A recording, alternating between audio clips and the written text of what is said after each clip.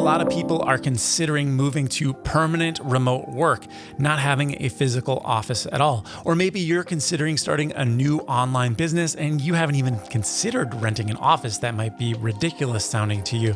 But what are you going to do about a mailing address? Because if you're sending out invoices or email marketing, you're still going to need to include an address on those items. And I don't know about you, but I don't really want to put my personal mailing address on email marketing. It just seems like a bad idea. Of course, you could march down to the post office and you could get yourself a P.O. box. They give you a nice little key. You get a tiny box and it fills up with junk mail every couple of days. Now, I'm speaking from experience here. If you don't keep that thing empty, they actually change the locks on you. That's what happened to us when we started our digital marketing agency. It's a completely remote business, never had aspirations of an office, and we eventually got kicked out of our P.O. box for not getting the junk mail out fast enough. We don't really receive physical mail. We just needed the address, and it didn't work out for us, which is what led me to remember hearing about this company right here. This is Traveling Mailbox. I first heard about Traveling Mailbox when I was reading The 4-Hour Workweek by Tim Ferriss. I think this was in about 2011, 2012, somewhere in there. And at the time, he was preaching about starting a Muse business so you could go travel the world. His solution to still receiving your mail was a company called Traveling Mailbox, where they would actually go ahead and send you your mail wherever you were in the world. Now, it actually runs a little bit deeper than that, but essentially what you're getting is a virtual office. We can go over to the addresses section of their admittedly dated website here, and you can see that they have 25 locations all over the United States. So I am in the Midwest.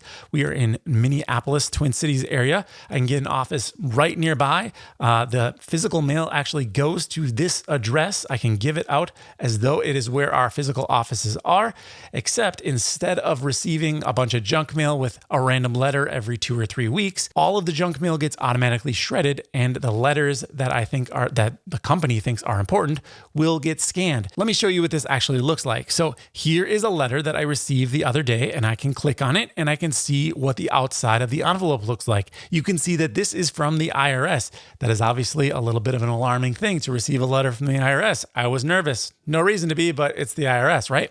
So at this point, actually what this looks like is you get an email and actually has the photo in the email. You can obviously open it up in one of their apps, but at that point you're given several options.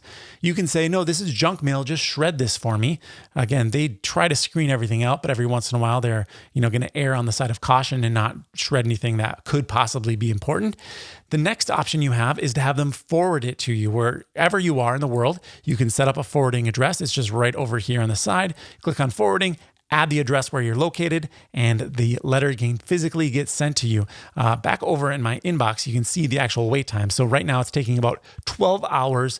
If I click on forward to this letter, it will take about 12 hours for it to get put in the mail and then sent off to me. And obviously that'll take a few days to be delivered. So that is one option. The last option, which is most appealing to me, is that they can actually just open it and scan it so you can read the contents. And that's actually what I decided to do here, even though it's from the IRS and it could be, full of personal information. They have some really good security precautions in place, which I'll tell you more about in a little bit. I can go ahead and view this just by clicking on view right here, and I can either download it or open it up right in my browser. And it turns out this was just a notification to let me know that my second stimulus payment had gone out. All right, so that's kind of the essence of the service here. Now, I'm completely done with this letter, and I've actually already gone ahead and told them to shred it for me. But I can request another action, which is to delete the letter, which is to move it out of my digital landscape as well. So let's go ahead and do that. Now, as I mentioned, this is an entire virtual office. So there's a tab over here called Virtual Office, and this is going to give me a fax number so I can actually receive faxes. I can also mail a letter or send a fax. So if you wanted to send a physical letter to somebody, you could write it up in Microsoft Word, upload the letter directly through your browser, and they will actually print it out, put it in an envelope, stamp it, and send it to somebody. Same thing goes for faxes. If you have a document you need faxed, maybe a particular company needs a fax to be received. It's strange, but financial institutions sometimes still need that. You can go ahead and fax right over your browser. Now, there is one type of mail that I actually like receiving, and that is checks. If you receive a check when you're using Traveling Mailbox, don't worry because they can actually deposit it in your bank account for you. How cool is that? So all you do is you add in your bank information here. When a check is received, you'll go ahead and tell them, yeah, go ahead and deposit that for me. Of course, you could have them send it back to you and you could deposit it yourself, but that is definitely a really cool feature. So you just don't have to even worry about it. So the company I work for, as well as myself, my own personal mail is actually currently going through Traveling Mailbox. I'm actually a user of this company and I'm very happy with the service. So I wanted to talk a little bit about my experience setting it up. It's a very, very simple process. So the first thing that will happen is you go ahead and you sign up for an account, right? Then they'll give you this form. The first time you log into your account, front and center, they're going to say, you got to fill out this PDF. It's USPS 1583 form. You fill that out, print it off, and then you have to go to your local bank or wherever you have a notary available to you. You get the document notarized. Now, this document is actually giving them permission to open up your mail. So you got to get this done for the service to really be of any value at all. Once you get that notarized, then you can go ahead and start having your mail sent over to Traveling Mailbox. A great way to get that started is to go over to the USPS website, go fill out their change of address form. You can do this as an individual, as a family. If you and your spouse want to do this with your kids, you can even have kids included in there. And you can also do your business address. I really like the fact that you can use multiple people with each Traveling Mailbox address. So I think like their smallest plan, you can have like 3 people, I believe. And then their medium plan, you can do up to 5 people as well as a business address. So a ton of value there without having to have multiple accounts. Like I mentioned at the beginning of the video, this company's been around for a while and they really take security seriously. They've got a security page on their website. I highly recommend reading through this before you sign up with the service. So you know kind of what you're in for. The part I really liked around here was they're talking about their actual facilities. Now they have a lot of facilities, obviously, but they talk about how they use audio and video surveillance with facial recognition. Everything is backed up. They even have generators that run on natural gas. They have, very, very secure servers with their own IP block. They train their employees on HIPAA compliancy. There's HIPAA compliant plans. So if you get their top of the line plan, you can actually have what's called a business associate agreement, which is important for like health related things. So everything stays very confidential. Your privacy is respected. When you go and you say, get rid of this email, it is securely shredded. It's not like someone just takes all of the old mail home in a bag with them and goes and looking through for anything that's good. No, everything is securely shredded. I've had great experiences with their support. When I've had questions about things, hey, how does this work?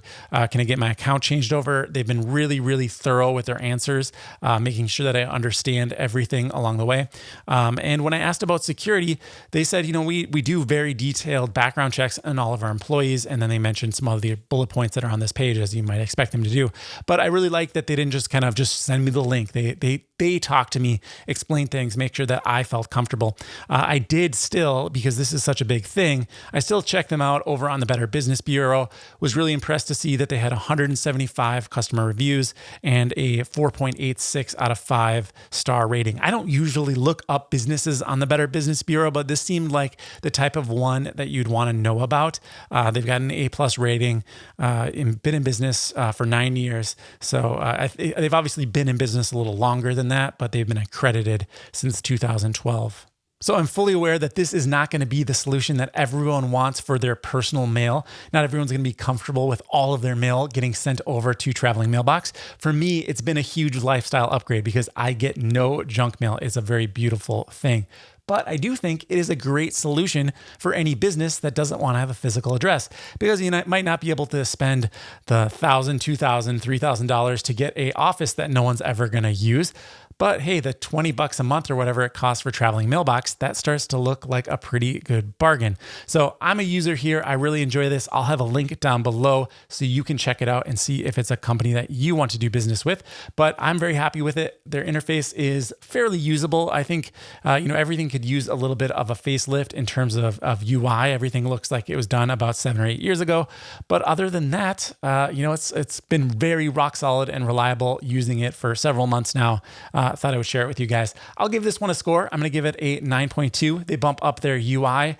This would be definitely one of my top recommended apps. That's going to do it for this video. I hope it's been helpful to you. If you have other suggestions on what would make a better mailbox service, definitely leave me a comment down below. I want to hear about it. Other than that, I'll see you in the next review.